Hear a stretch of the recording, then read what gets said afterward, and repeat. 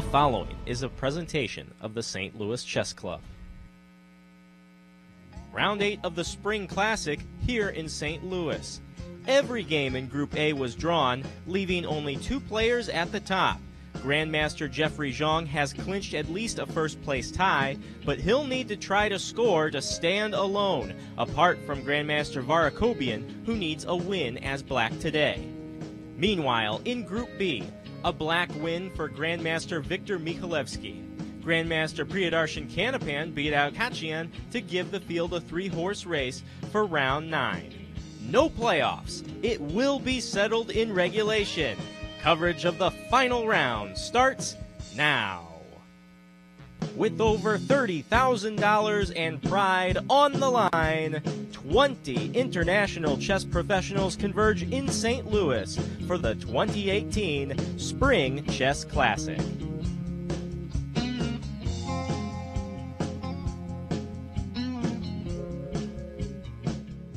Hello, chess fans, and welcome to our final day of the 2018 Spring Chess Classic. We're going to settle the scores today in Groups A and B. My name is Ben Simon. And I'm Vitaly Neimer. And in Group A, we already know that Jeffrey Zhang has clinched a victory. There will be no playoffs in this event. And so really it's up to Varakobian to see if he can tie Jeffrey at the top. And Group B is a whole different situation altogether. Yeah, definitely. In Group B, everything is open. We have a few leaders over there. So, yeah, we don't know yet what's going to happen. Let's see how we got here. The results from last night in our Masters division. Yeah, pretty simple. Everybody drew. It was a draw fest. No changes on the standings board.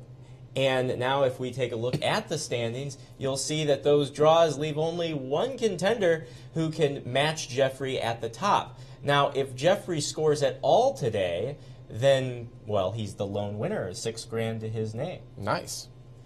Okay, and as far as Group B goes, we have the results from last night, 3 decisive games, and this puts 3 players, not necessarily the 3 who won last night, in the top lead. Yeah, we had Viktor Michalevsky beating Aaron Grabinsky.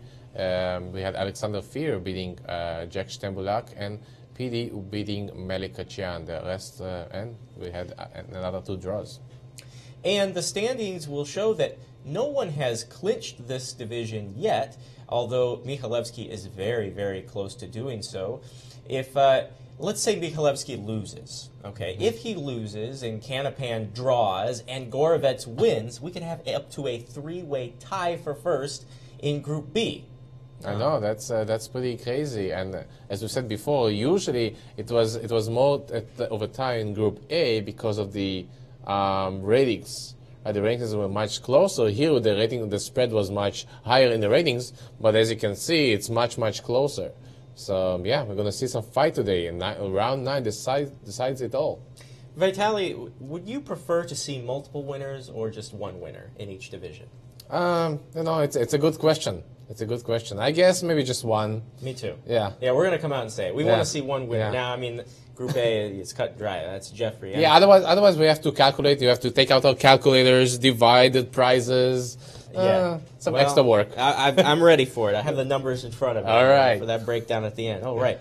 But let's take a look at the games that are happening right now on USChessChamps.com in the Masters division. And I'll tell you, no one that we're looking at today, the 5 key players, the 2 in Group A and the 3 in Group B, none of them are playing each other. So that's a little bit of a downer, and instead of more of a head-to-head boxing match, it's more of a foot race to the finish. And here's what we have going on today in Group A. We have Yaro Zherbov playing against Darius Svirets, Jeffrey Zhang playing against Alex Onisyuk, Alex Ipatov playing versus Zorman Edward, Surya Ganguly versus Sam Shankland, and Lazaro Brazon is playing against Varakobian. Now, make no mistake, Vitaly, Jeffrey Zhang's game against Alex Onisyuk is important.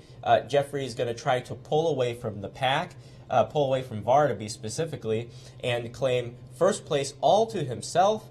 But because he's already clinched first, at least a tie, I say the game of the day has to be Lazaro Brazon against Varakobian, who, as black, has got to win to see a spot at first with Jeffrey Jean. Yeah, and by the way, besides this game, we also have, as I said, we have Jeffrey Jean playing against Alex Onishuk. Now, Alex Onishuk will probably try to do his best still to beat Jeffrey Jean, just to get there at the top. Not the first place, but at least at the top. So we're going to see those two games, very, very deep fighting. We see Var Corbin is going to try to win probably with 4.5 points. However, as you can see, Var is going to be playing with black pieces.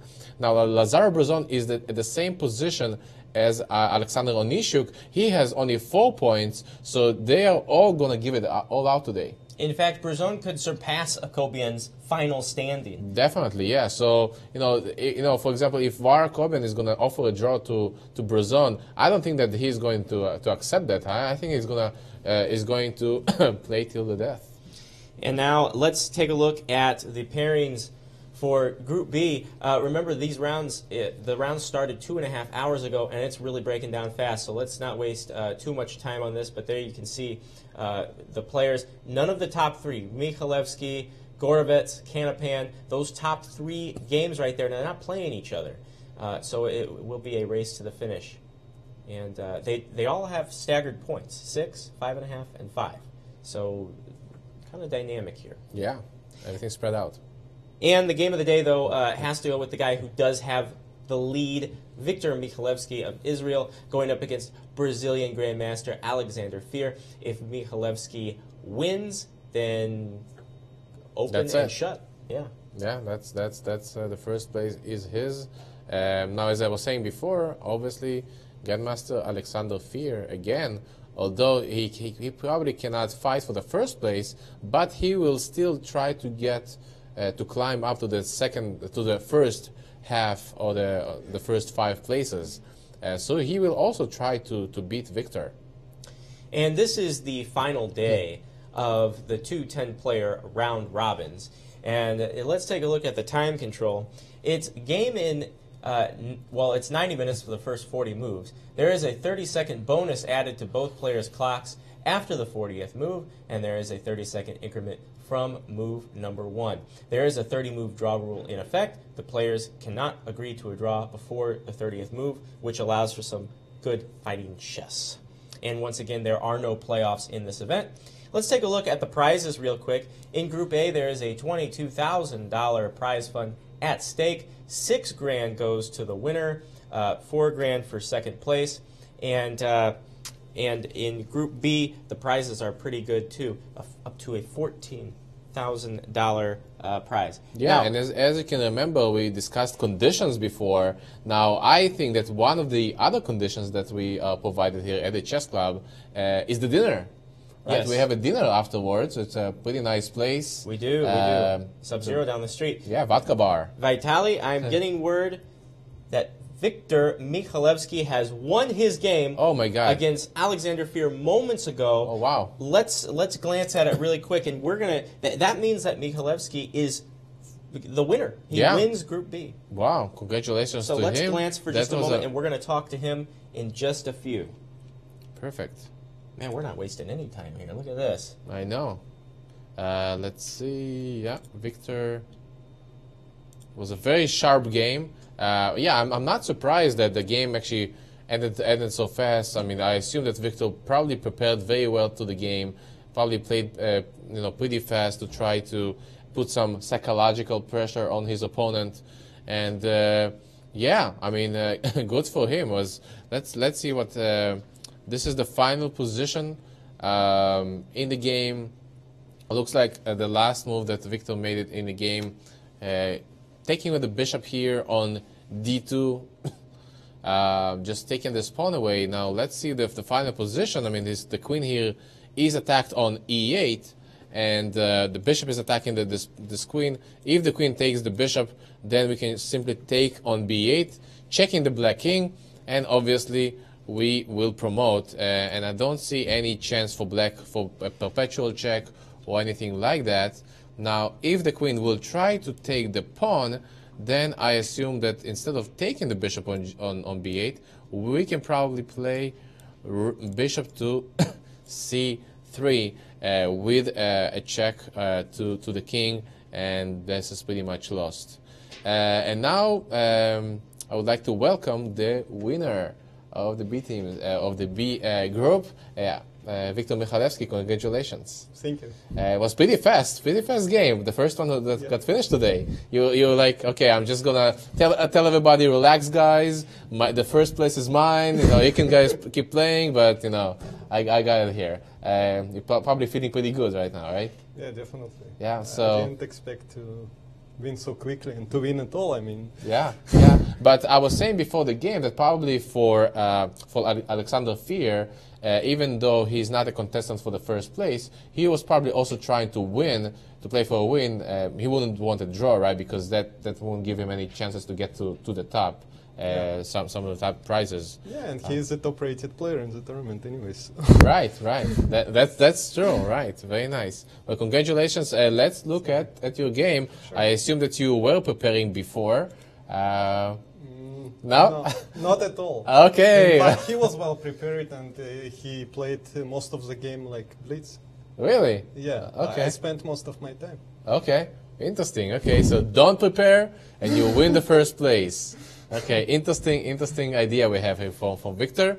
Okay, so D4. You started the game with D4, knight f6, knight f3, e6, and now c4. So we are in the Queen's Indian. And d5, kind of transposing now to the Catalan. Yeah. G3. I know that Israeli players like to play the Catalan. Yeah, many players like to play the Catalan. Yeah. There's a check here on b4. It's pretty much all theory. Yes, that's theory. Castle. c6. So he decides not to take here on c4, which probably one of the other lines. No, usually they take on c4 with the bishop on c1. So, okay. So here c6 is the main line. Gotcha. Okay, so c6, queen to c2, bishop to f4, move to d1, bishop a6, knight to e5. So I assume you knew this line pretty well as well. Yeah, I think this should be theory. If I know well, okay, rook c8 is what he played, the main line. And then after c takes, he surprised. Yeah, c takes, and he surprised me with knight takes. Knight takes. I think they play c takes d5. Yeah, looks more natural. Right? Yeah, and then knight c6. No, knight c6. Yeah, something like that. So what's the idea? Just to take the bishop on e7. So if queen e8, then just bishop. Taking and something like knight c3. And 2 bishops. Yeah. We are happy with 2 bishops. Yeah, and almost no risks. So. Right. That's what I needed for the last round. So that probably shows us that when he took here with the knight, he's trying to complicate things. Yeah, for sure. Yeah, he was very aggressive. Yeah. Okay. So I thought for a long time before taking on c6, but I think that's the critical way to play. Mm-hmm. Yeah, because if you bring the bishop back, then it's maybe losing some tempos. Yes. So knight takes c6, a brave move. I mean, I gotta say, without any preparation to put yourself in the pin. Yeah, I thought I have no choice. So. Okay, good. So knight b4. Yeah, and here it's important to play queen a4, I believe. That's what I did. Uh-huh. And now you play... Because taking on e7 was also an option, but queen takes, and then now if I play queen a4, he can simply take the e2 pawn. Right. So with equal material, it should be good for black. Right. Yeah, so queen a4 first, and now the queen is under attack on d8. Right, so he has no time to take the pawn on e2, so he took on c6. If he plays b5 instead, also consider this move, because then if I take on d8, he takes on a4, and my knight is pretty much trapped. Right, also knight c2 is coming. Right. Yeah, knight c2 is coming, so, but I would probably play knight takes e7 check, queen takes e7, and queen a5. Yeah, now it looks like this move b5 is really stacking his bishop over here. Yeah, but I mean the idea is to play knight c2, but then I believe I can just take the bishop on a6, knight takes a1, and bishop d6. Bishop d6. Yeah, and I believe white is winning. That looks pretty good. Yeah, I win back the material, and I'm one pawn up, and everything is winning. So yeah, so b5 doesn't work, and That's why he took on c6. I believe he knew all of this. Looks like you're calculating very well. You have any tips how to for the viewers at home how to calculate? Just play lots of games. Yeah, just practice. Yeah. Okay. Yeah, instead of queen a6, I also considered bishop takes c6. That's another option. Bishop takes e2, rook e1. And in the beginning, I thought this should be good for white because two pieces are hanging, the knight on d7 and the bishop on e2. But he has b5, an intermediate move. Probably I have to take. Bishop takes b5. Initially, I thought he should take, yes, but he has a strong intermediate move, knight b6. Oh, another one. Yeah, another one. Very nice. So releasing the square. Okay. Yeah, and then I should play like queen a6. Bishop takes b5, queen takes b5, and then he wins back the d4 pawn. And black is fine. Yeah, that's might be even better for him. Yeah, Okay. yeah, that's why I had Lots of traps. Yeah, yeah. So where did he slow down? He never slowed. Never slowed down. Okay. Okay. I was wondering like where until when his preparation. Right now we're in move number 14. So I was wondering. He was still in his preparation. I'm pretty sure. Okay. Interesting. So take on a6 instead, and Knight knight c5. In fact, that's what I missed from, when I went for this line. Yeah, but you know, if he's playing fast, and you're still in his preparation, it tells you that you're doing the right moves. Possibly. Yeah. So okay. Or maybe I did something wrong and he knows it. And he knows the good knight. Yes. So. Can go either way. Instead of knight c5, I consider it knight b4. Knight b4. Yeah, the idea is to play knight c2 and win an exchange, but I can play at least queen takes a7, knight c2, knight c3, and I get 2 pawns for exchange, very strong bishops. So I thought only white can play for a win in this position. Last game that we saw viewers, you also sacrificed the exchange. It's like you like the 2 bishops. Yeah. Okay, so knight c5. Knight c5, that's a very strong move. I cannot take because of the bishop is hanging. The rook is hanging. Yeah, so I have to play queen c4. If I go queen a3 instead, then he just takes on d4. And now he's threatening with some discovered attacks, like knight e2, knight f3. Yeah. And if I play knight c3, he can even play a5. Now my queen is in a trap. He simply wants to play knight c2, rook d8, rook d8, and the queen is trapped. Oh, very nice. Yes. Yeah. So. And then So I didn't really like this position, and so I went to c4, knight a5, queen c3. So here I decided to sacrifice the queen for the rook and knight, and I have rook, bishop, and a pawn for the queen, which is, I believe, more than enough in this position. He was still blitzing. Still his preparation. Probably, yeah. Queen d7. He's protecting the a7 pawn, so he wants to take on b3. And so just protect it, knight d2, rook c8. All is more or less forced. He's attacking c3. I can play the simple rook d to c1, and I believe white is fine, but yeah, now I was already more aggressive, and so I played b4. Knight c4 is forced. Knight takes, rook takes. And here, in fact, I have 2 options. I can play b5 with the idea of bishop c6. If queen takes and rook takes a7, also looks very promising. Right. Yeah, and then he has a back rank problem. Yeah, but I wasn't sure if he plays after b5, g5. G5, okay. Yeah, just getting your bishop out. Yeah, to get an escape square on g7 for the king, basically. So you have to go like. I can still play bishop c6, in fact. Yeah, and then he can just take rook c6, b c6, queen c6. Okay, now we get 2 rooks versus queen. I can even take the a7 pawn, I thought. Rook a7, maybe she takes f4, rook takes e7, and something like either takes or queen c3. Yeah. I wasn't that sure. I mean, I have 2 rooks versus queen, but he has a passed pawn. Yeah, it depends. Maybe you have to stop yeah, it but somehow. then queen c2 or queen all c2. kind of. Yeah, I didn't want to enter complications. Yeah, Just the chances to win usually for white is almost zero. You can only lose probably this position. Yeah, I wasn't that sure about this one. So, yeah, I thought it's better to play d5. Yeah, nice. Break in the center. The deep one won the game. Yeah, because now all of my pieces are extremely strong. Okay. I assume that this was already not his preparation. This is move number 23. Yeah, but he was still blitzing.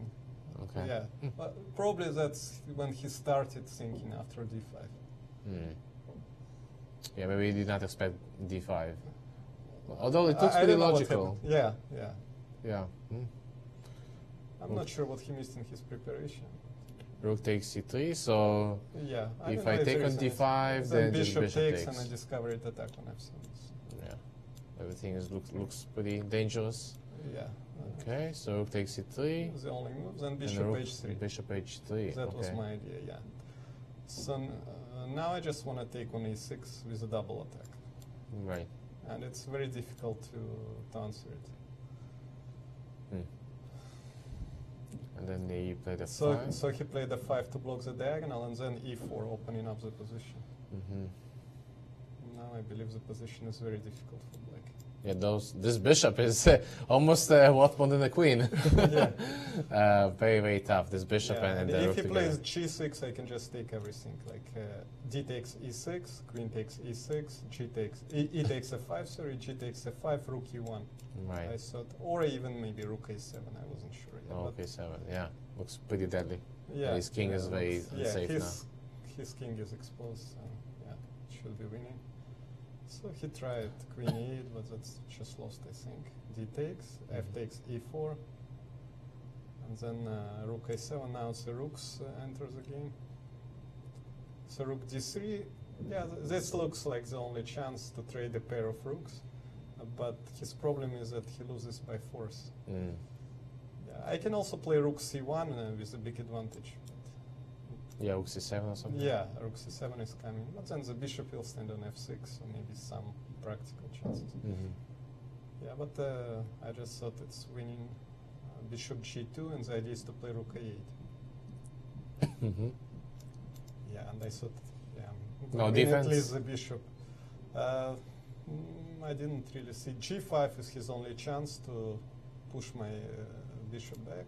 Yeah, and So maybe bishop release his king. e3, yeah. If I go to d2, then maybe he plays queen h5, and that's his chance, with the idea of queen d1 check. Mm. So perpetual checks. Or take Although- the bishop Yeah. on d2. Yeah, so I went to e3 to avoid it. G4. G4. The point is to cover the f3 square. So when I play rook a8, bishop d8, and bishop g5, and then take on d8, he promotes with d2. I don't have bishop f3. Okay. I see. Very complicated. So, okay, let's see. So G4, if you do this, Yeah. this. Bishop g5. Okay, the D2. point is I don't have a threat of taking, so he can play like maybe king g7. Let's show this. Yeah, Take. so rook d8, queen d8, bishop d8, d2, and he promotes. Wow, very nice. Although even here, if you play this, d7, d1, bishop f1, maybe king f7. ah, I don't need it for sure. yeah. This will be a torture to play. Yeah. Actually, I don't know who is playing for a win here, but it's going to be pretty difficult for. Yeah, but probably it's a draw. But Yeah. if I take the b6 pawn and just do nothing. Yeah, exactly. Yes, just a fortress of bishops. Yeah, but Very yeah, nice. I don't need it for sure. So I bishop. just played bishop h6. So I started playing for mate already. Now my idea is to play bishop d5 and then rook a8. Mm-hmm. And then he cannot play bishop d8 because of e7 check. Right. So you played Bishop b4, yeah, the idea, if I play rook a8, he takes, and plays d2. And again, I cannot stop the pawn with the light squared bishop. Yeah, and this would be probably a draw. Maybe I still have winning chances, but yeah, but again, I have something better than this. Yeah. Yeah, so I just played bishop d5. I expected, in fact, bishop b4. So here's the point: is if he still plays d2, I play e7 check, king h8, bishop takes d2. Now he cannot take the e7 pawn because of bishop c3. Is the checkmate.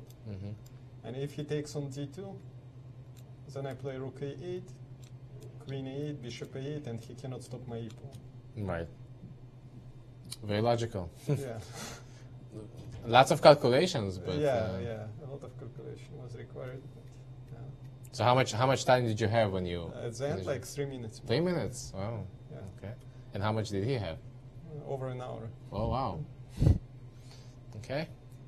Bishop d6. Yeah. And then So rook a8 now. Yeah, bishop b8 is the only moves, and e7 check, king h8, and bishop f7 I believe is the most precise.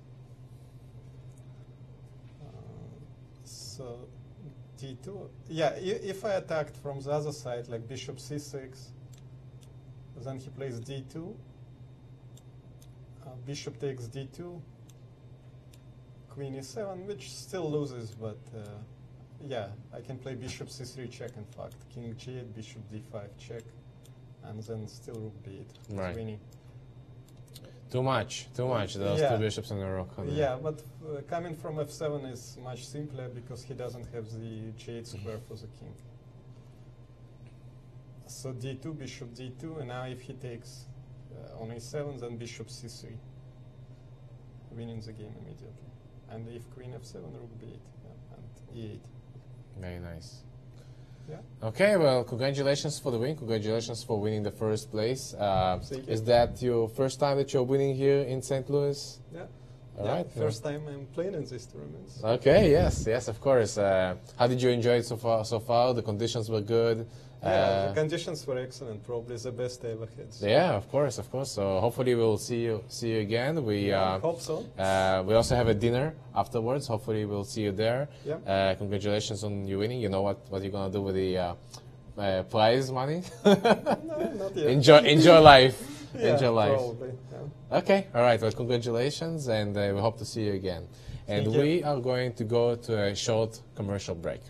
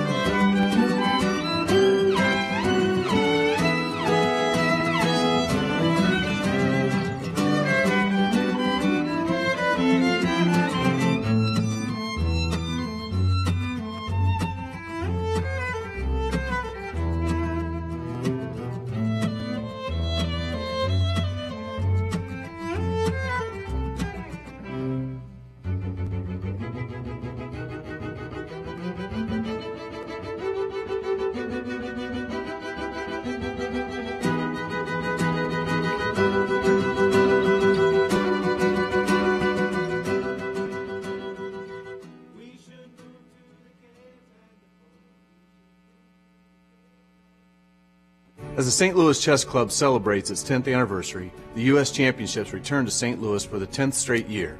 This April, America's best players descend on St. Louis to play for the country's top honor. Wesley So and Sabina Feuser will be defending their championships as they face an all-star field. Don't miss America's best battle it out at the St. Louis Chess Club, celebrating 10 years of promoting, teaching, and playing the game of chess. For tickets and more information, go to stlouischessclub.org. A moment comes in chess when you need to test yourself at a different level.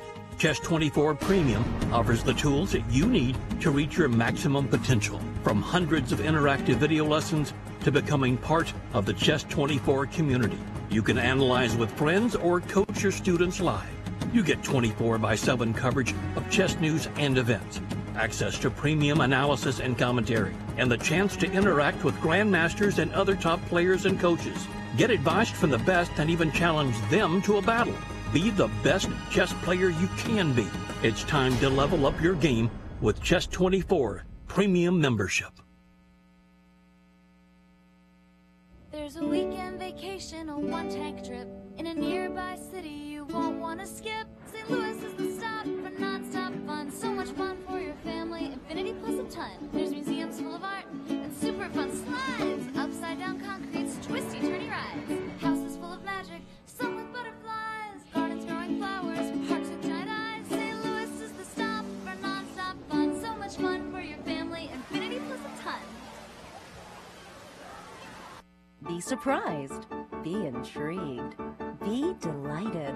The World Chess Hall of Fame in St. Louis is nothing you'd expect and everything you love.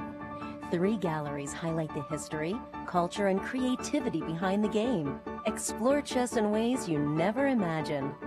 It's a one-of-a-kind cultural institution where rare artifacts and world-class art play together.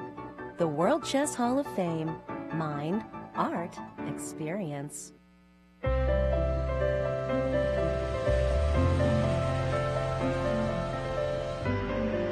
You could fly to Venice or Paris or even Copenhagen. You could fly all over the world. But why? When you could just come to St. Louis. Your trip begins at ExploreSt.Louis.com. Hello chess fans and welcome back to the 2018 Spring Chess Classic. I'm Vitaly Neimer and we have another guest in our studio today, a Jeffrey Zhang who just finished his game right now, beating Alexander Onishuk with the white pieces. Jeffrey, congratulations. Thanks. How are you feeling? I mean, to win any event is really nice, but especially such a strong one like this. Yeah, of course. Awesome. I assume we were not expecting going to this event to win this, so congratulations. Your first time you win such an event here in St. Louis? I mean, I played in the 2 editions so far, and in those I did not so great, so yeah, this would be the first win for me. Yeah, and especially you had some first wins over some of your opponents. I know that Var Koben, for example, it was your first win. What about Alex Onishuk? How are you going with him so far? I played 2 games against him. I had black, and I was suffering in both games, and I managed half out of 2. So, yeah, coming with the white pieces, yeah, I just tried to... Sweet revenge. Well, good for you. Good job. So let's go to analyze your game. I assume that obviously you prepared for the game. You came here to win. I was saying that somebody like Alex Onishuk probably also came to win the game. I mean, even if you would offer him a draw, he would not accept. He needs to try to get to the top. So it will be a very sharp game. So let's see what happened in your game today. You played d4, knight f6, c4, e6, and g3, c5, and d5. Yeah, here actually, he usually doesn't play the Benoni. I mean, I don't know the last time he's actually played it. So, yeah, once he played c5, I already knew that he came in with some ambitions for the game. Right, maybe to complicate things there. The Benoni is definitely a more unbalanced opening. So d5, but I'm sure that you can prepare as well. Pawn takes on d5. This is pretty much all theory. g6, knight to c3, d6. So now we're just not supposed to do regular Benoni. Castle, castle, a6, a4 to stop b5. Yeah, now I'm not sure if what he did was a fashionable setup, but actually I had a game against MVL in Blitz on chess.com, and he played something quite similar, and I think it's an interesting idea because he puts the queen on c7, and... So right now? No, he played rook e8 here, Bishop f4, now he goes queen e7. Yeah, this queen on c7 is actually probably better placed than on e7, because he has these ideas of playing knight e4 now and recapturing with the rook, or he can play c5, c4, so... Queen on c7 is actually quite... Yeah, although it looks like it's kind of pinned in front of the bishop, but it might be even better there. Exactly, yeah, I think... So if you go with the game, I think he actually got a pretty good position, so... So how did it go the other game with MVL? The other game, it went in a slightly different move order, like I played rook e1, but it was kind of similar play, so... Was it you think that's the game that Alexander was preparing for? I'm not 100%, maybe. So queen d2, it's pretty standard. Yeah, so here, yeah, I think b5 maybe was over optimistic because if he goes c4, I think he can maybe hope for an advantage.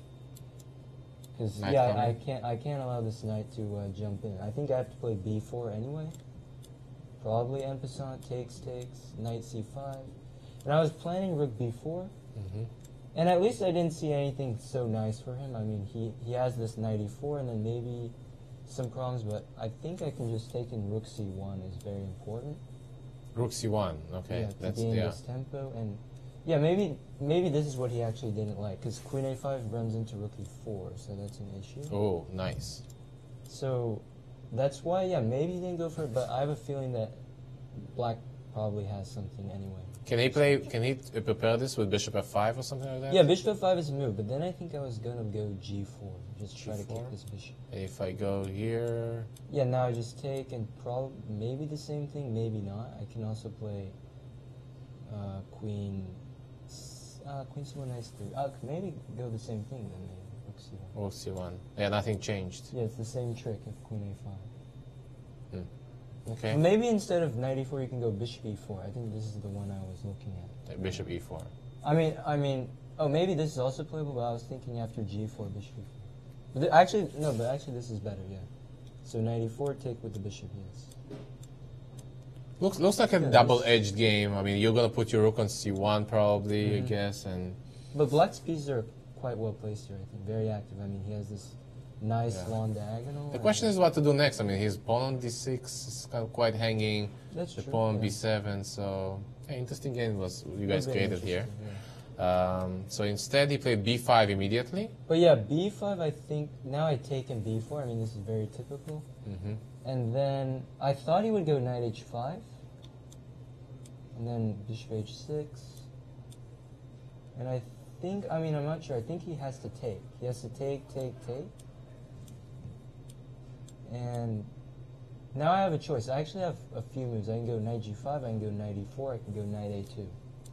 Many possibilities, and I wasn't sure. Lots of tactics. Yeah, so his king is weak. How were you in time in this game? Were you leading? Or? Here, I think I was still behind slightly on the clock in this moment, but yeah, this is probably what he should have gone for. It's kind of unclear. But in the game, I think he's just worse, because now I just take and knight g5. And I didn't see how to play for him, because, yeah, and here he spent a lot of time. And then he moved rook e8. Can you try to do something like rook d4? Yeah, or rook just d4. I was gonna play queen e3. So now I have some issues with the back rank. Yeah, queen e8 is an idea. And if you take on b4, if he takes on b4, I think I just take and twice, then d6. maybe just take. Some problems with d6. Yeah, knight c5, knight e4 again. Yeah. Suddenly, this bishop on c8 is the biggest problem in the position. I mean, so knight g5, rook e8, knight e4. I think sacking the exchange is not sufficient compensation. I thought maybe you can try bishop e5, but it looks very suspicious. And if you take, then you have to take with the pawn? Rook, I think. Oh, rook, right. But it looks extreme. I mean, it's hard to believe that. Yeah, maybe like f4, f5, and you go all in. Something like that, yeah. Nice. But he decided to sack, but I don't think it's sufficient. Yeah. And I decided to play in the most simple way to exchange this very powerful bishop on g7. So first I provoked bishop h8, then I went back. And now I gave him this pawn on h3 because I think, first of all, it's a very good pawn to sacrifice because I might have some ideas on the h-file. Yeah. This was a nice maneuver, going forward and backwards, just to putting his bishop on h8. Right, yeah. Just making it more passive. Bishop d4, bishop takes, queen takes, and takes on h3. But now he probably has too many weaknesses here on the dark squares. Exactly, yeah. And also, the main problem is now I'm planning to go rook a1, and he can't really contest this very crucial a file. Yeah. Only open files. Rook e1, bishop, queen e7. And on knight a4, there's always bishop c2. Were you considering here to exchange the bishop? So that's... I was, but I thought the only way I can justify it is if I can get an immediate assault on the H file, but I didn't really see it. So, I mean, I think. So if you take, like, it takes, and you want to just sacrifice your own H7. Yeah, something like that. I'm probably still better, but I was kind of afraid maybe you can play Queen B7 to provoke E4, and then I don't know, maybe possibly F5. Yeah, I'm not sure, but still looks suspicious. Probably I can just still snap this. Oh no, his queen is here. I mean, maybe you can still do it actually. Just takes queen takes rook H1 maybe. Sorry, there's Queen G7 now. Queen G7, yeah. So yeah, this I didn't really want to allow. Right. I preferred what I did because his bishop becomes a target actually. So Queen E7 was played, then Rook A1. You got the control of the A file. H5. Well, he needs to try something, otherwise. Yeah. I mean, all his pieces are kind of tied up. There's no coordination between the pieces. Rook A6. But what to do? No risk, no reward, right? So he's playing a bit risky. The Benoni is always very sharp. And H4. Yeah, I think if he didn't like, I mean, Knight A4, Bishop C2, or Knight D7, I just double rooks. So he just didn't like moving the knight. So on Knight A4, we would still do rook? No, Bishop C2 probably. Bishop C2. And then the knight is lost, yeah. Yeah, so after rook A6, H4. And you cannot take the knight because you're going to lose the bishop. So bishop F3. Now Queen B7. Yeah, I thought he had to try what he did. Knight A4 takes Queen E7. Maybe hope that he can eventually get his pawns going on the queen side, like C3, before I can mate him. But unfortunately, the problem is, let's say instead of Bishop D7, he tries to take on B4. The problem is I've got King F2, and now Rook H1 is just game over. So he has to trade queens, probably Queen C3. Yeah, Queen C3. But now the issue is I can just take and play G4. This bishop is... Yeah, and I just... That's the whole problem of the game, this bishop. What to do with him. Can't live with him, can't live without him. Okay, so instead he played Bishop D7, so he was trying to activate the bishop. But then he got pinned. Queen to D6 was played, and Queen to F4. So you're ready to get to an endgame. Obviously, you need to protect the G3 pawn. Rook to B6. King to G2. Is it still you have some ambitions for the H file? Yeah, that was even without the queens. Even without the queens. Or just to force him to take on F4. So King to F8. E4. King to E7. Yeah, actually I missed his idea of bringing the king in, because maybe if I don't have Rook A7, he's actually fighting on. Like here I had Rook A7, fortunately, and it's over, but if I don't have Rook A7, I'm not sure, because then I don't really see... so his idea is just to bring the king to D6? Exactly, yeah. So if I take, maybe he actually has some chances now, because he controls E5. Take. Like if I take Rook A7, then F6, and he actually has some chances now. Right. Interesting. But Rook A7, yeah, now nice prophylactic move. Right, and now... F6. And F6, now Rook H1. Finally your plan worked. And the H file won the game. Oh, very nice, very nice. So congratulations on your win, Jeffrey. Thank you. And please tell us, do you have any how were the conditions here in the tournament? Did you enjoy it? Yeah, I mean, it's always a pleasure to play here. Just one of the best venues in the world, and always happy to play. Nice. And I know that your dad is traveling with you. I think it's a big support, probably. Huge support, as always. Yeah. Congratulations. What are the next steps? Do you have any other upcoming chess tournaments coming in? Yeah, surely. The next one is also right here, the U.S. Championship. Of course, most prestigious tournament of the year for me, and hopefully I can maintain this form that I have now. Yeah, definitely. It looks like you're on fire. And last question. When I was 17 years old, if I would get $50, it would be good. So what is a 17 years old going to do with the $6,000 or $4,000? I'll let my dad decide. Your dad decide. Okay, sounds good. Well, hopefully you can see your dinner today. We have an amazing dinner for the participants of the tournament. And again, congratulations and thank you for... I guess I want to congratulate St. Louis Archbishops on their win in the Pro League, and all the other 7 teams who managed to qualify. Yeah, definitely. So you're playing on the team? Actually, I play for Dallas.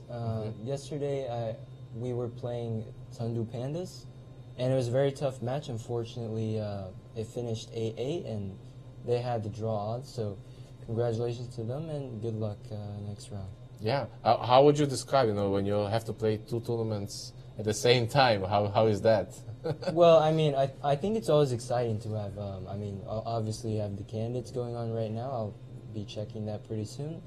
And I think it's just very exciting for the spectators to get to take in so much great chess everywhere. Exactly. Well, congratulations again, and good luck in your next tournament. We are going to go into a short commercial break. As the St. Louis Chess Club celebrates its 10th anniversary, the U.S. Championships return to St. Louis for the 10th straight year. This April, America's best players descend on St. Louis to play for the country's top honor. Wesley So and Sabina Feuser will be defending their championships as they face an all-star field. Don't miss America's best battle it out at the St. Louis Chess Club, celebrating 10 years of promoting, teaching, and playing the game of chess. For tickets and more information, go to stlouischessclub.org.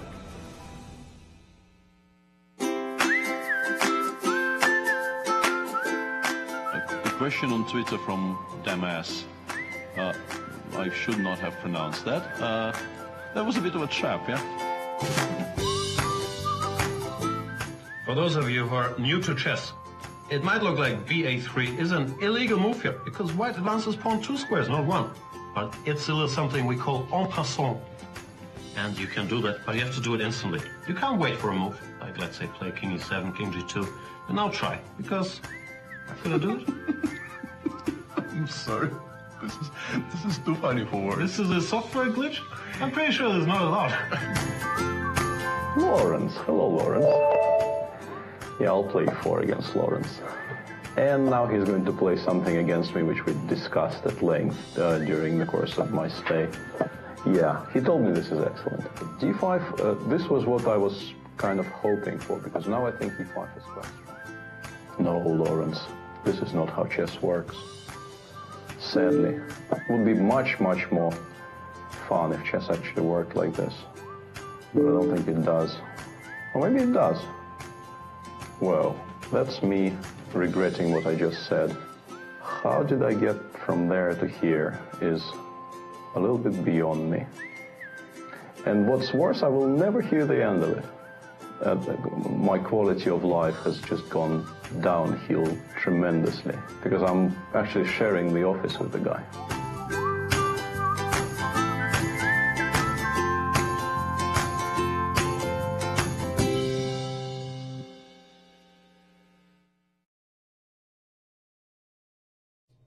And welcome back to coverage for the 2018 Spring Chess Classic. This is the final round, and I'm Ben Simon. And I'm Vitaly Neimer. And it's good to see you again, Vitaly. You because too. It's been a little bit. We had both of the winners finish their games first out of both fields. That's kind of unusual. Usually you see those games play out, but the winners dominated their games in early fashion. Yeah. And as we said, the 9th round, we were expecting very sharp games, and it looks like all of them were playing pretty fast, just psychologically to take the opponent out of his track. No risk, no reward. So we were playing risky, but looks like Jeffrey and Michalewski, they both stood their ground and clinched the first place. They didn't need a playoff, and good thing because we didn't have one. The undisputed winners. Now, Jeffrey was talking about the Pro Chess League, and for those of you who don't know, Pro actually stands for Professional Rapid Online Chess League. It grew out of the U.S. Chess League, which was Greg Shahade's baby. It's an online chess league, and the U.S. Chess League was had all these cities from around the U.S. Competing online, and that's where the St. Louis Archbishops started. And I'm sure Mike Kummer will appreciate Jeffrey's shout out to the Archbishops. But the Archbishops have carried over into the successor. It's even bigger, It's badder, it's better, and it's on chess.com, the Pro Chess League. And, yeah, you can check it out, chess.com. Jeffrey, part of the Dallas Destiny. It was in action last night. So that's why we are ending earlier. These last 2 rounds is actually for a Pro Chess League. The players do have commitments with different teams. I do feel like we have so many chess tournaments nowadays going on. Also the candidates at the same time. Yes, the candidates in person in Berlin, the Spring Classic here in St. Louis, the Pro Chess League online all over the world. It's always exciting. Look what the internet has done. Yes, it's amazing. When in the right hands. Let's jump back to, we still have some games going on for the second place and the third place, for all other places. And let's jump back to the game of the day in Group A, which is played by Lazaro Bruzon versus Akobian. So, wow, I really like this position. I have no idea who is better here, but it looks like everybody's attacking everybody. At first, I liked white position because white looks like white has more space because of the pawn here on e5. But on the other hand, look at black pieces. This pawn on b3, it's like a bone in our throat. We really cannot get it out of there. And those pieces really blockading all of white's pieces. Oh, it's the opposite way around. I can't figure out who's blockading who. Well, I was looking at it from white's perspective. It looked like white was being suffocated, but if you look at it the other way, it might feel like exactly. Well, right now it looks like black is the one with the plan to attack on the king side. I don't see a way for white, for Lazaro to break on the queen side. So I feel like the king on c8 is supposed to be slightly safer than the king on h1. Let's see how did we get to this position. So this position, most of the close position, they come from the French defense. We have very closed pawn chains over here, c5, c3. Everyone is trying to keep their pawn chain nice and neat. We don't want to break our pawn chain.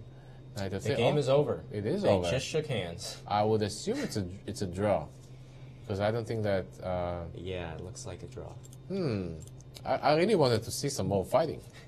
What is We're just slow today, aren't we?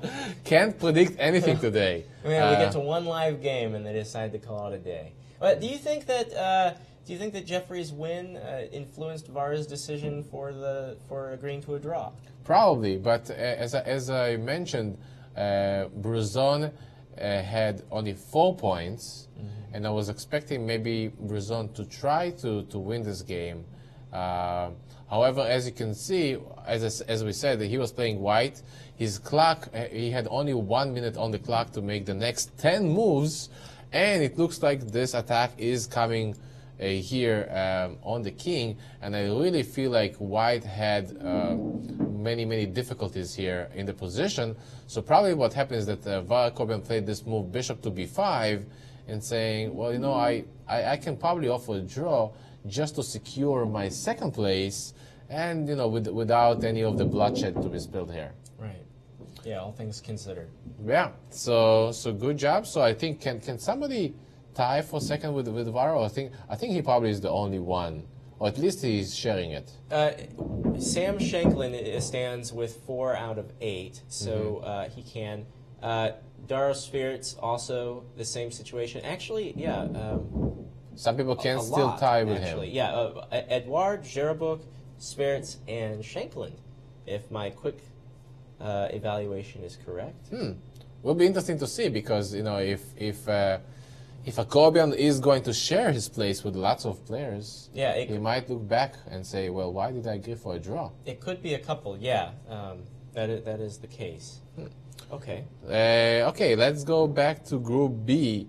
Kachin and Gorovets. This is a game that we said was important coming into today. Whenever Gorovets, with a win, could maybe tie for first. That's not the case anymore, but still an important game, and it looks like Andre is doing well. Yeah, exactly. I mean, first of all, Andre is just with a piece up. Now, this bishop and this knight do not look so well. As well, this king on f7. I'm not even sure how they got to this position, a very peculiar position, it looks to me. But the key idea is that after this move, queen to h6, black wants to play rook to h2 and just mate white. So white has played here queen to c6. There is no way for white to defend this. And let's look at what's going on. Look at the clock. Oh yeah, look at at the clock. Andrei has 30 seconds and Melik has 2 minutes. We are only at move number 25. Oh my God! And they're only going to get that second time control at 40 moves, guys. So 15 more moves to go, and they have a 30-second increment to play on. Not a lot. This is where blunders happen. So Andrei took the pawn here on b4. He decided not to check the king. We can always check the king on h2. Because probably if I check on h2, king g1, well, there is no check on h1 because the queen is defending the square here on h1. But right now, bishop took on b4, and black is asking white, well, what do you have? I mean, I'm just all defended. Let's try to check on d7. This would be my first candidate move. But in this case, the knight can go to e7, and luckily for us, this pawn on e6 is defended by the queen. And black is going to ask white, well, what do you have? I mean, I'm a piece up. Piece and 3 pawns. Excuse me. So piece and 3 pawns. 4. Yeah, that's it. It's a bishop and 3 pawns, and it looks almost hopeless for Melik. Very decisive games. Would you believe that the last round would be the most decisive one? Look, I mean, judging, I know this is not a norm-specific tournament, but one of the tournaments that is familiar or similar to this is the norm events. And in the last round, you see maybe like the 2 key games going really, really late, and then all the other games are drawn really early. Exactly. But when you have more money on the line, and it's not so much about the norms, that this stuff can happen. This is still unusual, though. I didn't expect this today. Right. And, I always like to finish the tournament with a win. Even let's say you lost, you're behind, you have only 2 out of 8. It's still like when you win the last game, 3 out of 9 is not a good result, but it's still you feel good coming out of the tournament. So I think that this is what the players are trying to achieve today, trying to do their best. Yeah. So it is Andrei's move again. So after bishop took on b4, Melik played knight to d3, going backwards. And now I wonder again, what about those checks on h2? And I think that Andrei did play a move. He played knight to e7.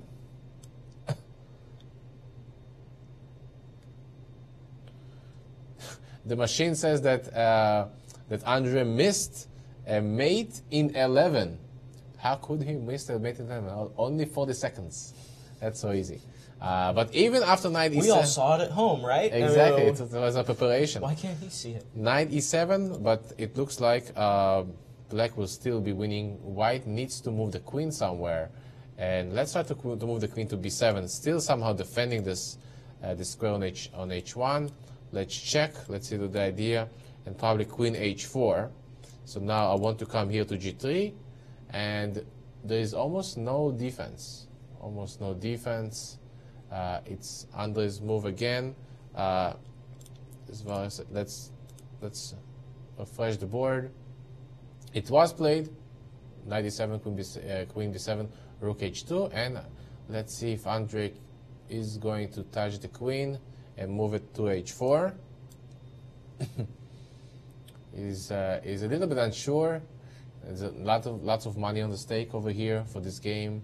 And I think it was the queen. I wonder if he played the queen to... It looks like it's the queen went to h3.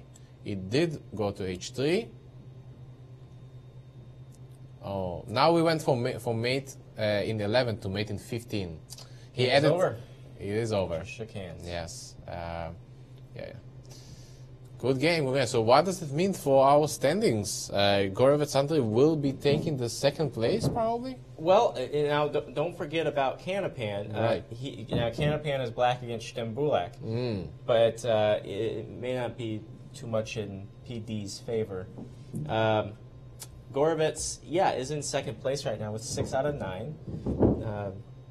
but we'll see how Priyadarshyan can do, and see maybe if Horvitz can take clear second. Yeah, maybe Priyadarshyan can surpass. let's look at Priyadarshyan's game then. If we already discussed his game, we've got more results here in Group E. Wonder Liang and Akshat Chandra have drawn their game, putting the kibosh on a Wonders tournament. And well, Akshat, he went 50%, so he finished at 4.5. Yeah, that's nice, respectful. Yeah.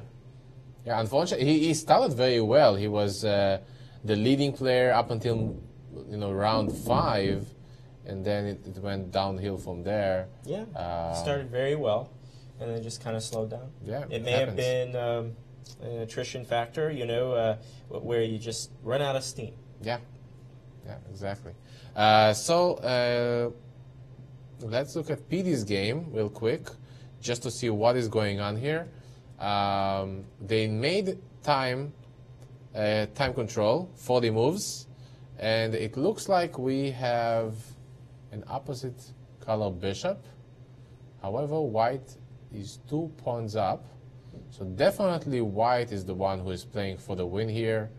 Priyadarshyan Kanapan, I would say, cannot win this one. That's for sure. So he can only draw. So he is fighting for a draw. And if Priyadarshyan draws his game, he is going to be sharing the place. He's going to have 6 points. That's correct.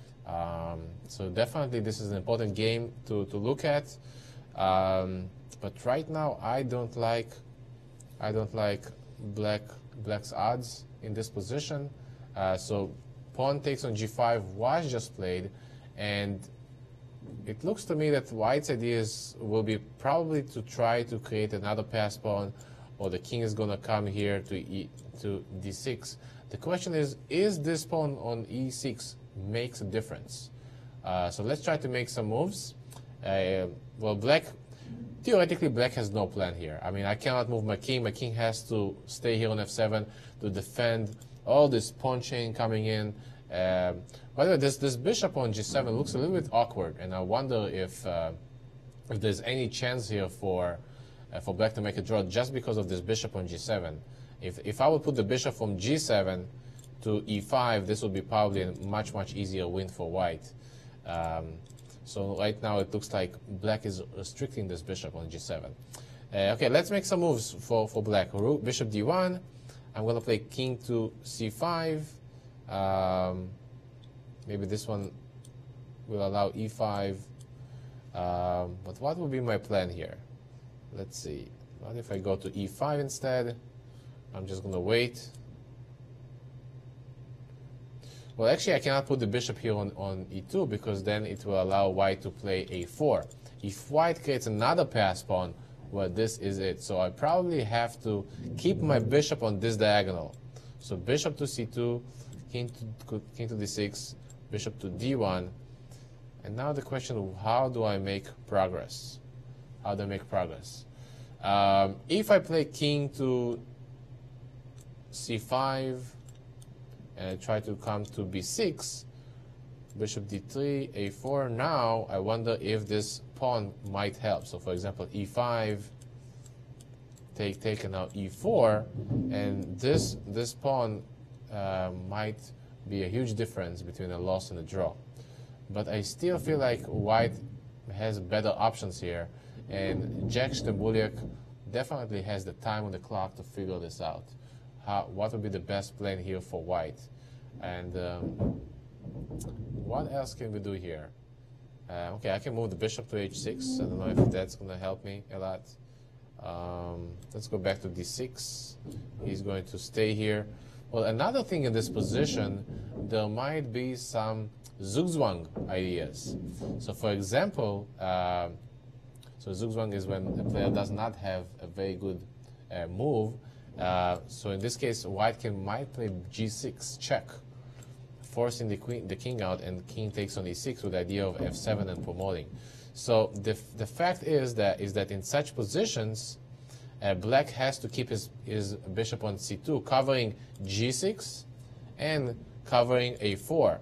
But I don't think that black has this choice because let's say bishop b3, king d6, now bishop c2, covering those two squares, but white probably has just a regular move, something like, let's see, where can I put my bishop? Maybe bishop h8 will be a good move. And now the bishop has to move, and I either have to go away from protecting the a4 square or the g6 square. So for example, if I go here, now white gets this pass pawn again, and if black goes here to d1, then I might again play g6. King takes and king takes on e6. This looks very, very winning for white. Although opposite color bishops usually end up in a draw, but here just those pass pawns are doing great job in promoting themselves. So I would expect that white will win this game. It's gonna go for a while, but actually I don't think that white's plan is so difficult. After white took here on g5, I think that we had a few moves have been made. Okay, so let's look at this position. What has happened? Bishop b3 and now g6. Jack Stamulek decides to sack the pawn. That's interesting. And now playing bishop to e3. Well, looking at the camera, Jack just made this move and he looks very confident. You know, he got up off his chair. I was like, hey, where do you see him? Yeah. Yeah, very confident. He's walking around. Yeah, when you make a move and you can stand up, then that means that you know it's a good move. But I don't see why white had to sacrifice this pawn, to be quite honest. And now black has played king to f7. Okay, well now white is only one pawn up, so let's try to figure this out. Where is this bishop going to go? Bishop d6. Let's try to make some more waiting moves, and now king to d6. Okay, so I think I figured out Jack's idea. He wants to put the bishop on e5, defending this pawn. This king has to stay here on f7, and now the white king will simply go to b6, a5, and push a4, b5, and just promote this this pawn. And black will have to sacrifice his bishop probably for the pawn. Now, by the way, something important probably will not happen, but this pawn on h4, if it's going to be the last man standing from all of white's pawns, it is good that it is promoting to a dark square with this bishop. Just in case if black is going to have some kind of ideas of sacrificing the bishop. We had a few moves have been played. Bishop d4 has been played. Yeah, so everything is going by the plan. And I wonder though if black can try to sacrifice his pawn back. So bishop a4 was played, king d6, and now can I sacrifice this pawn? Would that help me? Because if I sacrifice this pawn on e5, let's say bishop takes, so bishop b3, at least the bishop can somehow cover this the square on f7, but I think that even here it won't be enough. So let's bring the bishop somewhere back. Let's make some random move. The king will simply go here, and now he has to defend this pawn. Now a4. Probably I will go here, and then b5, take, and the pawn is just running. And yeah, those two pass pawns will be very difficult to stop. I don't see a way for black to save this position, unless obviously white blunders. But again, Jack Stamulek has been proving himself as a very sharp player, and with enough time on the clock, I don't see any problem. Yeah, there should be no problem. And if he wins, he'll suddenly be up in a three-way tie for fourth with 4.5 points. Not too bad for his first St. Louis outing. Yeah. Okay, so going back, let's see what other games do we have. We have J.J. Morandi beating Aaron Grabinski in Group B. So good for JJ. This last move, d6, was very nice because it really suffocated this bishop on d8. There's no way for him to move the bishop. The king has to go backwards. That's the only move. E8 to c8, and then white can bring his king. This is a very nice to win the game. What about Group A? This is a game that's going on. Jarl Zerabuk and Daros Spirits. Let's look at this game. Two slew gentlemen. Yeah. Two friends are playing each other. Yes, yes. H4. Okay, so let's look at this position. What do we have here? Well, black is a pawn up so far. And looks like black is doing pretty well. I like this rook on d3. Cutting the king, very active rook. I like the king, the bishop here on d5. Both players have under a minute on the clock, but this is move number 38, so they only need to do 2 moves, and you can see that they're both very concentrated on the chessboard. Darius made a move. Something went back. So remember, the rook went back to d4. So king f1 was played, rook to d4, attacking this pawn on f4.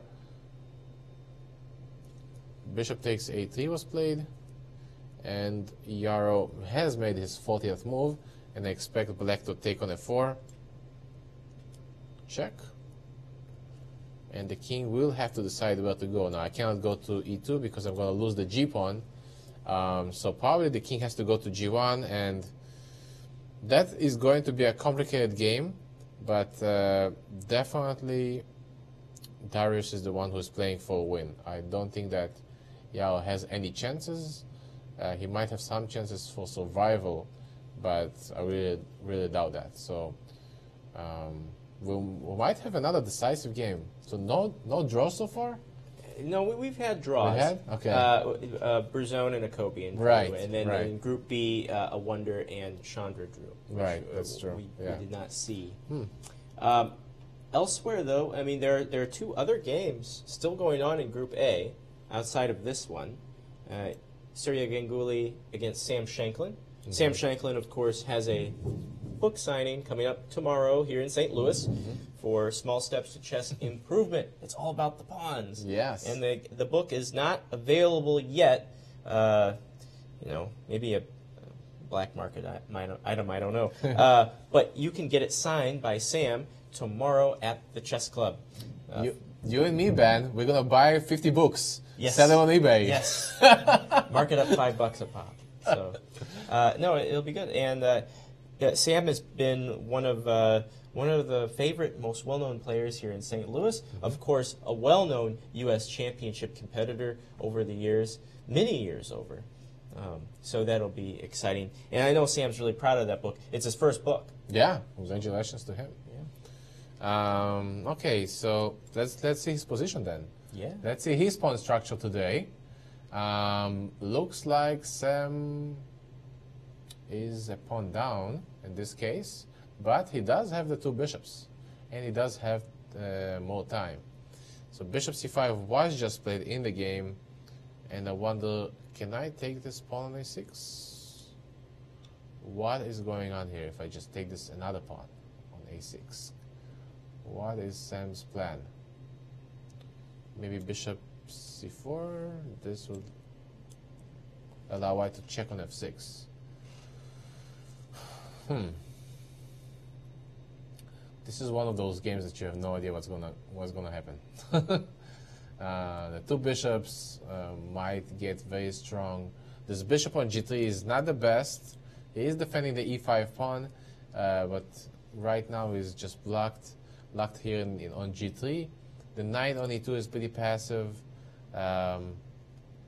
so I'm sure that that Surya is thinking here: should I take this pawn on a6? Is it poisoned? I wonder if Sam has a chapter about poisoned pawns. Probably does. Yeah. Yeah, it's going to be interesting. Let's see how did they play this. How did they get this position? E4, C5, knight to C3. This is the closed Sicilian, one of my favorites when I was young in my good old days.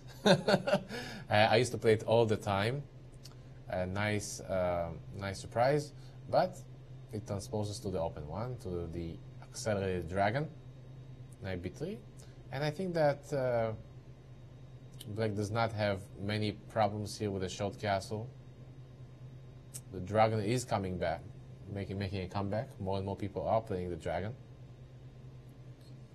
It also sounds good. Yeah. If you're playing the dragon. I mean, if you're playing the dragon or the hedgehog, which one would you choose? Well, yeah. I don't know. The hedgehog is kind of endearing. Yeah, that's true. I used to play the hedgehog myself as Black. 95. Looks like both of the players played very well. This is the typical idea. Sam did get some counterplay. I like his position. Check. Took on b2. We see some queen exchanges here.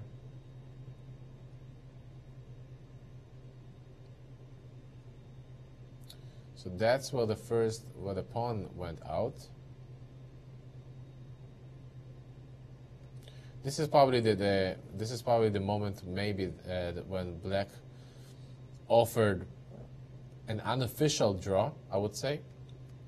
If you look at here, White played the rook c5, knight d7. If White would play rook c4, well, Black has nothing else to do so much because this pin is just too strong, and Black would probably have to repeat the moves. But instead, Surya said, no, I'm going to play for a win.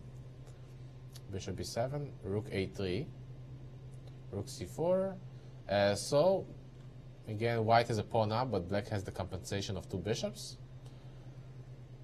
Then we had a few exchanges, the kings coming in for assistance. Black has made some progress with the bishops. Bishop e6, f4, knight e5, they exchange one knight. Very, very complicated game. So let's refresh just in case to get the best view. And he did take this pawn on a6. Okay, interesting.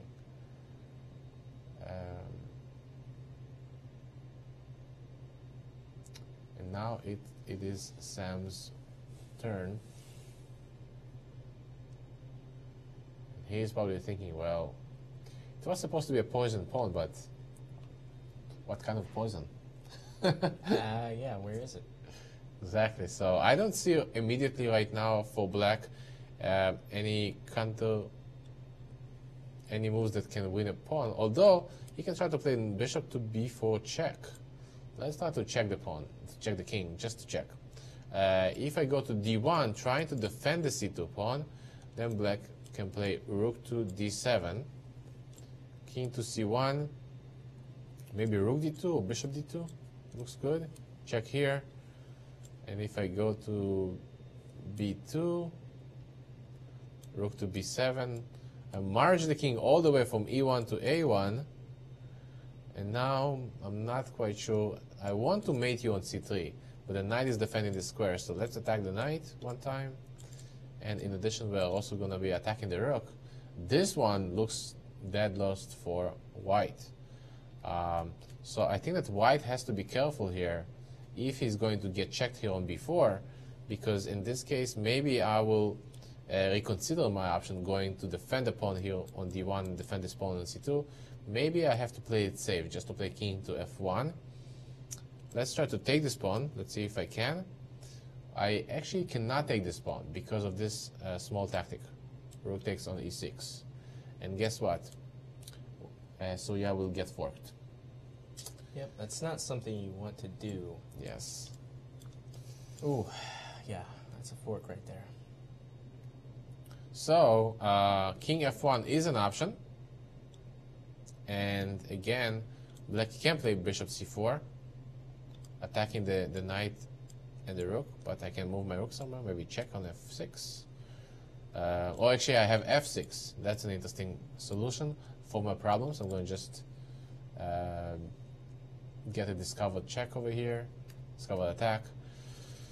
I don't know. It's very, very complicated. I think it's going to come down to the time pressure, although they did pass the 40 moves. But Surya, I think that Surya has only 17 minutes. We're probably going to see some time pressure in the next few moves. Right. Yeah, so it's going to be interesting to see what is going to happen there. All right, let's see who else do we have. Alexei Petov and Roman Edouard. Okay, I just want to look at his first move today. Because I remember I told him, okay, are you going to play something like Knight H3 today? There was no such move played. Okay. But, okay, he did it with the Knight. Yes. But the Knight is sober today. The sober Knight defense. Yeah. Knight goes into the center. Perfect. So Knight F3, and then G3. We had this fianchetto style position, and now C3. Looks like everybody's copying from each other for the first few moves, 6 moves. Knight E4. Yeah, as you can see, this game looks pretty equal. Nothing too much going on. E5, this is Black's way of saying E4. They went just to a simple endgame. Yeah,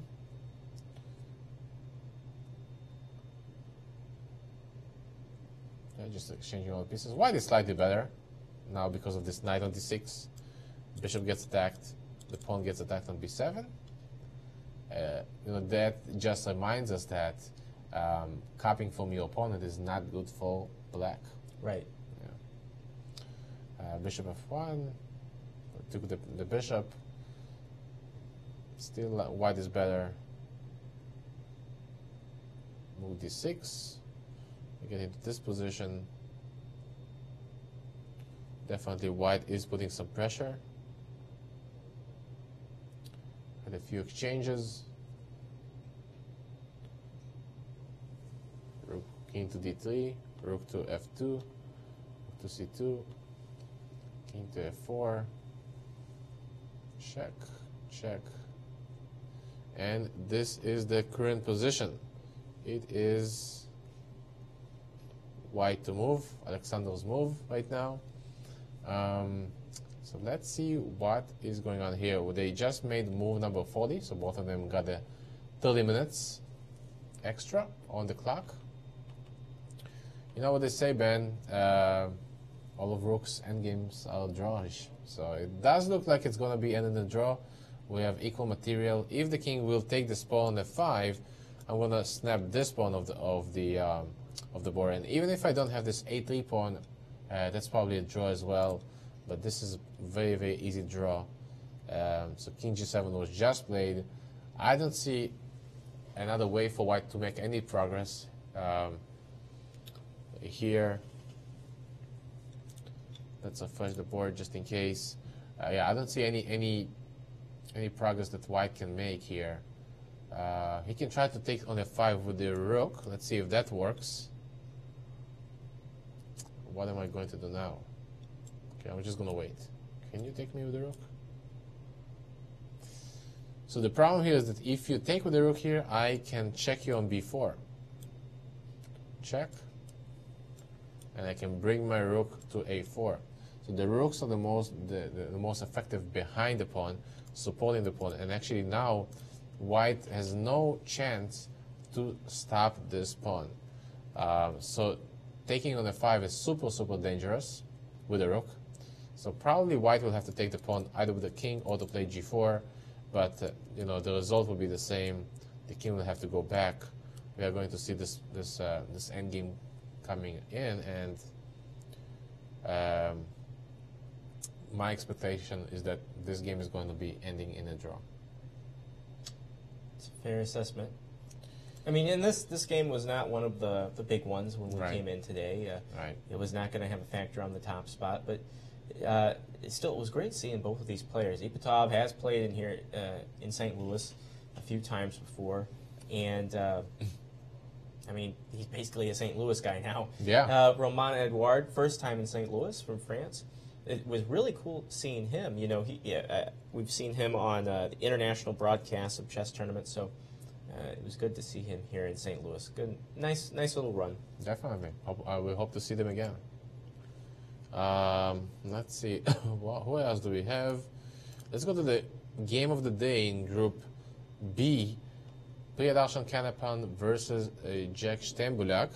Our new game of the day. Right. The old game of the day we hardly knew ye. Yeah. Yes.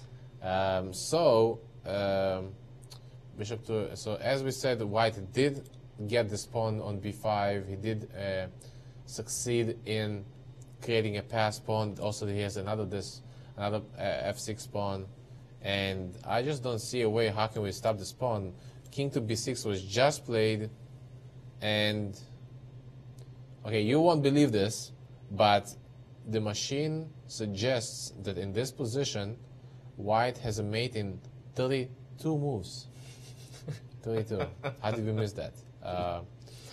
31. We'll never know. Yeah, it's even more efficient now. 31 moves. But basically, the idea is pretty easy. The White king is going to come to a7. You cannot stop me. The pawn is going to come to b6 and just go forward and queen. Black will have to try to sack his bishop, but this is pretty much it. All right. Yeah. So I expect that Jack Stembulak will win this game. Is there any game that we haven't discussed yet today? Let's see. We've gone around the horn here, but let's. Has anything happened in Jerebuch and Daro's game? Let's see. Yes, they did make a few moves. Let's go back to where we stopped after the move, after the time control has been made. Around this moment, take and rook to d2. He did not take on the pawn on f4, but Darius played this move, rook to d2. He actually is going for the g pawn and the a2 pawn. Okay, that's a pretty good plan. Bishop to e7, rook takes a2, take. We have seen a few exchanges, and this is the current position. And now Black wants to take on h3, and again, having the lead of 2 pawns looks pretty good for Black. Looks pretty good. We do see PD on the screen right now, and it looks like that when you have this posture, it's like, okay, am I resigning now, or do I suffer for another half an hour? I feel like, okay. I was expecting to resign, but he will still try his best. So going back to Yaro's game, let's see if White has any chance to draw. Maybe I need to try to exchange the rooks, but I don't see a way how. I don't see a way how do I save this pawn on h3. Let's go for this pawn on d8. Okay, let's just try to get this pawn. Bishop takes. The problem is that this pawn on c7 is really not important. It's a double pawn. Black doesn't really need that. And now I'm afraid that the bishop might just go to e6 just to secure this pawn on c4. And now my king is going to come in to e4, take this pawn on f4 or king to f3. Together with the stroke on a2, this king on g1 feels helpless, hopeless, helpless. Maybe both. Maybe both, or less. And I doubt that White will find a plan how to draw this. It's going to be super difficult. This will be a very big surprise to me if Yao survives this. So Darius right now, he has 4 points, or? Yes, he has 4 points right now. So if he wins, he's going to have 5 points together with VAR in second place. Right. Anybody else with 5 points? Because no. It looks like PD is losing, so he's going to have... Yeah, over in Group B, PD is losing. Yeah. And so he'll be stuck at 5.5. which is going to be clear third for him. That's not bad. No, it's very good. Very good. I mean, these are strong. These are strong fields, Vitaly. I mean, by the FIDE rating coming in, this is at least the Masters. I'm pretty sure the B is too. The strongest of the classic tournaments we've had yet, and we started this series 1 year ago, almost to the day, with the Winter Classic. So this is the fourth one we've had, and we're on track to have 3 more this year with the different classics. That should be a lot of fun. And these tournaments, they serve a very specific purpose. You know, it's not like the Grand Chess Tour where we're seeing the elite players. These are the 2,600 Grandmasters, and a lot of times, and they're not all Grandmasters, there are 2 non-Grandmasters in these fields. But these players often get overlooked because of the elite, Vitaly. Yeah, that's true. And you know, I was just wondering if I would not be working here as the Grandmaster resident, I would maybe be playing. Yeah. Maybe you guys would invite me instead of Aaron. Yeah. I need those norms. Right. And Aaron Grabinski, who hasn't had an impressive tournament, but I mean, all things considered, Aaron helped make this tournament happen. Exactly. If it wasn't him, I mean, you can't just make a tournament with 9 players. Wouldn't be a round robin anymore. Right. We needed Grandmaster James Tarjan was originally supposed to be in Group B. The chess player, the librarian himself, he could not come due to illness. So we had 9 players, and well, we need someone who's strong. We need someone who's ready and willing, who's in the area. There's not enough time to travel. And so Aaron Grabinski picks up the slack. So we're very happy about that. Luckily, we do have here 2 university teams from Webster and from SLU. So there's plenty of chess players to choose from. And so good for them. Well, very good. And while we're wrapping things up here, I'd like to talk about some upcoming events here at the Chess Club that you'll be watching all over the world because they're big. They're real big. First of all, one of the events that has a direct relation, or maybe indirect relation, to this tournament is the U.S. Chess Championship. It's Chess Christmas here in St. Louis coming up next month. The U.S. Chess Championship will feature all 5 American players in Group A, and it will feature one of the players in Group B, Wonder Leon. So that will be a lot of fun. And not just that, Vitaly. It will also feature Wesley So, Fabiano Caruana, oh my God, and Hikaru Nakamura, the big 3 of American chess. I mean, you think back like 10 years ago, the U.S. Chess Championship was impressive, but it wasn't on fire like it is these days. Yeah, everybody's almost 2,800, 3 players almost. Yes. Yeah. So, and they won the Olympiad last year. In the 2016 Olympiad team. Yeah, Sam Shanklin's a part of that. Right. I mean, how can we forget to mention that? There's so much going on in U.S. chess. Oh, it looks like we have a decision here. Yeah, I was almost right. Probably a resignation from PD. Yes. It's okay. He had a very good tournament, by the way. No losses up until this moment. Up until the 9th round, I think that he had no losses. But it's okay. I think that he's probably going to finish in 4th place or 3rd place. Still very, very good results for him. Lovely. And back to the U.S. Championship, what we're talking about coming up next month. It will be broadcast on uschesschamps.com, right where you're watching this, on our YouTube channel as well. The U.S. Chess Federation has released a poll, and it's like, who's going to win? Wesley So, Caruana, Nakamura, the rest of the field. That's just all one option. It's crazy strong, at the top. Yeah. So that's going to be a lot of fun. Who won last year? Last year it was Wesley So. Wesley So. Yeah. So here's the resurgence. The way I remember it in the St. Louis years: Nakamura, Kamsky, Nakamura, Kamsky, Nakamura, Caruana, So. There you go. And now we're on to the 10th anniversary of the club. The 10th edition of the U.S. Championship at the club started it in 2009, and it's always so much fun. There's people who come from out of town to watch this event. And why not you? Make St. Louis your a vacation next month. Yeah, And or come home. by.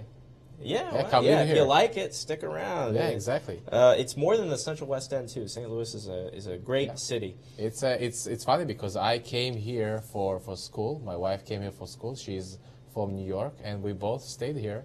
Well, I stayed because of the chess club, and she stayed because of me. So Right. that's how we get people over here. Yes. And at this moment, I would also like to thank the St. Louis Chess Club for giving me the opportunity to do the live commentary at this show. I also would like to thank all the staff and especially you, Ben. As you know, this was my first time to do live commentary.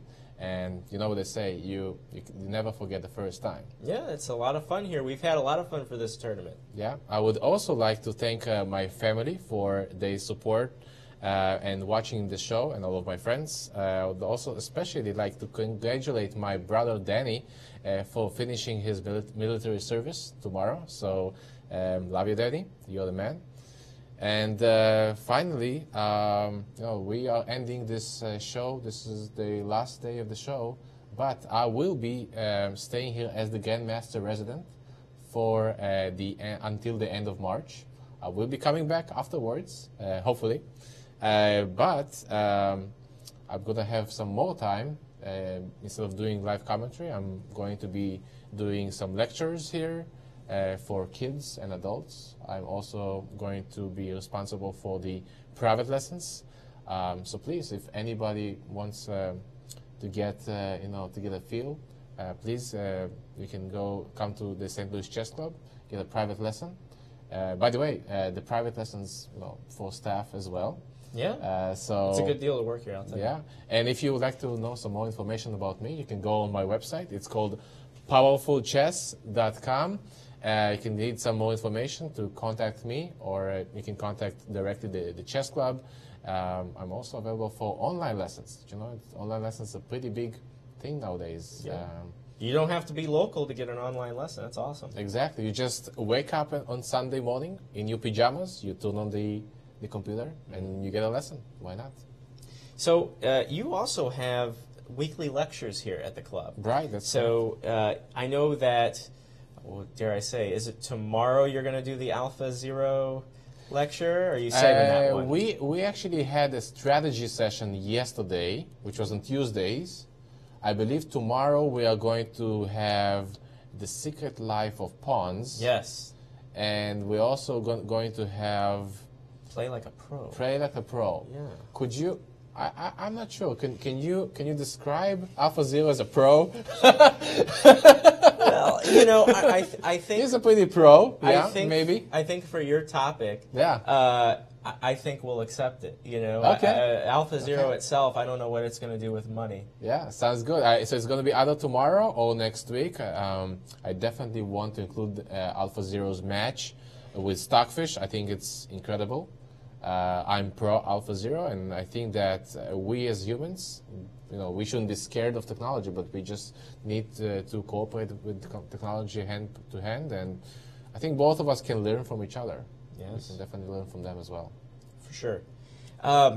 So there's a lot going on here. I also have to mention, coming up after the U.S. Championship, it's the Grand Chess Tour.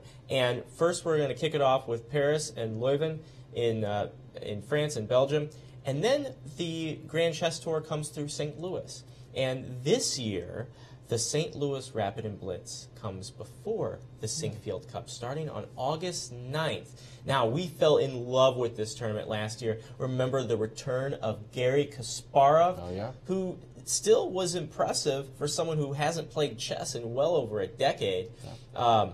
He even got a universal rating out of that, so that's pretty cool. He's ranked in the top 30 or something like that. And then after the Rapid and Blitz, we have the Sinkfield Cup. It's the 6th edition. It starts right after the Rapid and Blitz, and it is the only classical tournament in the Grand Chess Tour this year, the only one that's all classical, and of course we'll have the London final in December. That event will be the top 4 finishers playing in a knockout-style match system.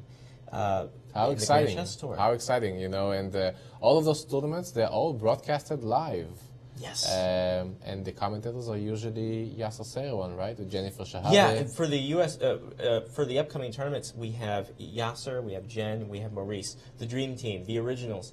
And coming up next, before even the U.S. Championship, we have quite the treat for you because there's a little tournament in Berlin, Germany going on right now, the 2018 Candidates Tournament. Who's going to play Magnus Carlsen at the end of this year? And there you see it. Our coverage of the Candidates Tournament begins in round 10 on March 22nd.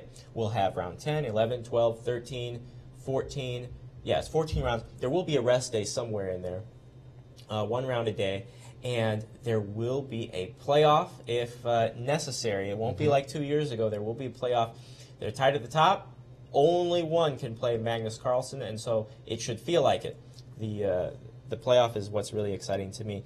Jen Shahade, Yasser Seirawan, and Maurice Ashley will be here for the call starting on March 22nd. Today in chess. It'd be nice to see the return of that.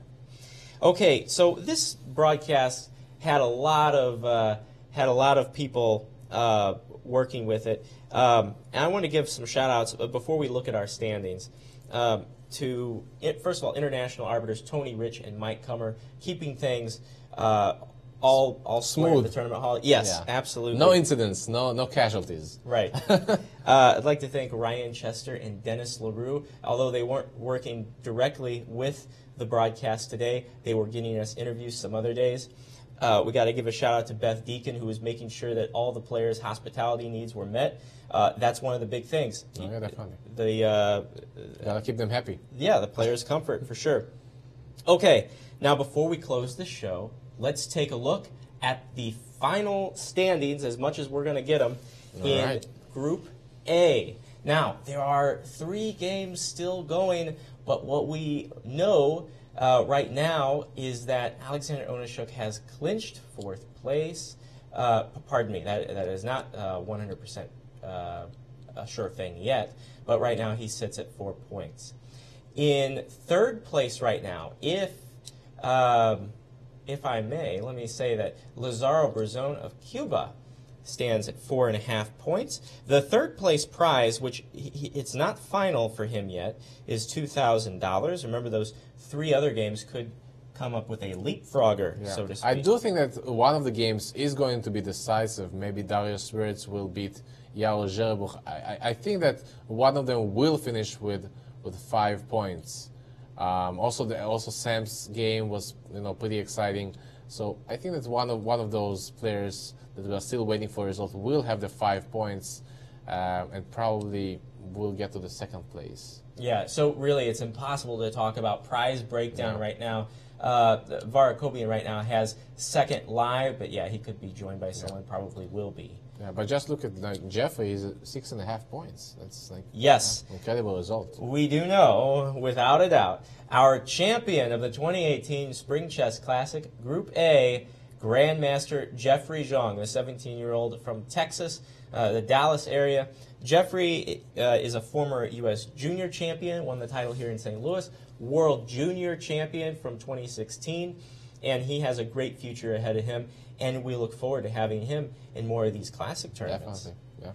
So $6,000 for Jeffrey. And now, Group B, let's take a look at how things break down there. It's a little bit easier because everything has been decided. In 10th place, we have National Master Aaron Grabinski. He walks away with $500. Grandmaster Alexander Fier of Brazil gets $500 as well. We have a 2-way tie for 7th place. These players will split $1,100. Awonder Liang and JJ Ali Morandi. A 3-way tie for 4th place. Kachian, Chandra, Stembulak. First time we saw Jack Stembulak. What do you think of his performance in this tournament? Yeah, I think it was pretty good. Now remember, look, he's he's an international master, fighting within all those grandmasters. So tying for the 4th place is pretty good, especially it's his first time here in the U.S. in St. Louis. Very impressive. I would say it's a pretty good result. having 50%. Very nice. Now, those three players will each split $800. We do have a little bit of a mix-up at the top. You'll notice we love Canapan so much we put him second, but Canapan is actually in third place, and with 5.5 points, he will walk away with $1,500. The points are correct. Yes, it's just not the places. right. And Andrei Gorovets is actually our second place finisher. The Belarusian with 6 points will leave with $2,000. And finally, he finished it early. Grandmaster Viktor Michalevsky of Israel with first place, 7 points. He got the win today and leaves with $4,000. $4,000 is his grand prize. 7 points, not too bad. It's pretty good. I know I staggered some of those prizes there. Forgive me. But this has been a great tournament, guys. We want to thank just everybody who's been involved. This production was brought to you by the world's greatest B team. Tammy Hyde is on. Oh, we have names there. Look at that. Oh, yes. Here we are. Tammy Hyde is our technical advisor. Jonathan Schrantz, right there. Look at him. He's good to see Jonathan. Yeah, I was always smiling. Yeah, he was getting us interviews. The floor manager, if you will. Isaac Schrantz with graphics and audio. Danny Machuca is our technical director. My name is Ben Simon. And I'm Vitaly Neimer. And we want to remind you once again, the Candidates Tournament coverage begins March 22nd right here at uschesschamps.com. And it's going to be great. Each day will start at noon with Jen, Yasser, and Maurice. So until then, this is us saying so long from the Show Me State.